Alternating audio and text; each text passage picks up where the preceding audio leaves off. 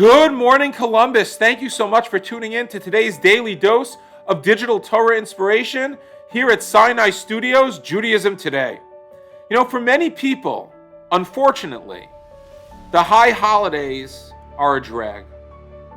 They're times which we sit in shul for what seems like an eternity, looking at our watches, looking at the clock, trying to turn the pages. You know, we drag our kids out of a sense of guilt, and it's not fun.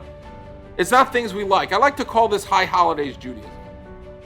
And the problem is that when that becomes the foundation of our Jewish life, when that is the sole experiences or primary experiences which our children receive about Judaism, how can we expect them to be inspired? Rabbi Jonathan Sacks makes an incredible point about the nature of the Ten Commandments which are found in this week's parsha. You see, he says there's a difference between a covenant and a contract.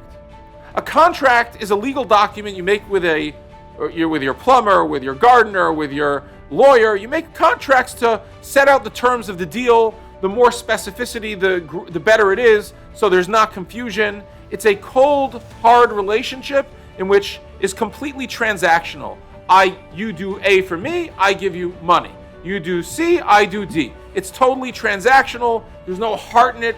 It's simply just a transaction.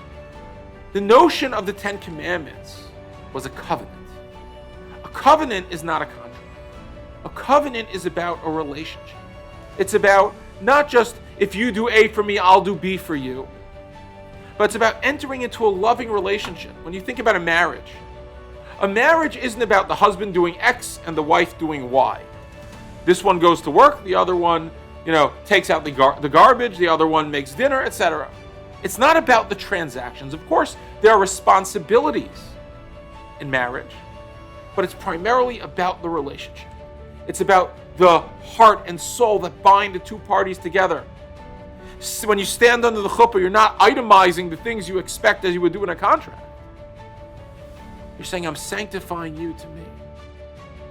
There's a holy relationship that we are creating together right now. This, says Rabbi Sacks, was exactly the Ten Commandments. The Ten Commandments was Va'avi eschem elai. I will bring the Jewish people to me. We will be wed together as one entity. And I like to think of this as the antidote to high holiday Judaism. When we think of Judaism not as this obligation that I have to do, or I have to show up at a certain time and I have to figure out a way to sit through this interminable service, but rather as an opportunity to express love and caring and energy and relationship and connection to God, to Hashem. When this is an expression of our deepest yearnings and our greatest passions. When we experience Judaism, like I always would say, I'd rather people come to shul on Purim than on Yom Kippur. Because on Purim, you see the vibrancy and the life and what Judaism is truly meant to be. And so let's reflect for a moment on this week's parsha. When we read the Ten Commandments in shul, when we read them, when we study them on our own, let us remember at their heart, the Ten Commandments are the symbol of a relationship Judaism, not high holiday Judaism.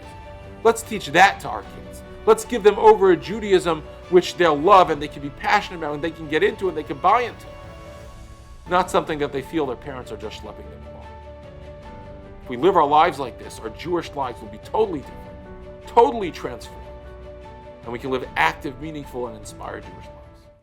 I hope you enjoyed that episode of Judaism Today. If you did, please make sure to follow us on Facebook, subscribe on YouTube, or check into our podcast wherever podcasts are listened to, and we look forward to hearing from you more.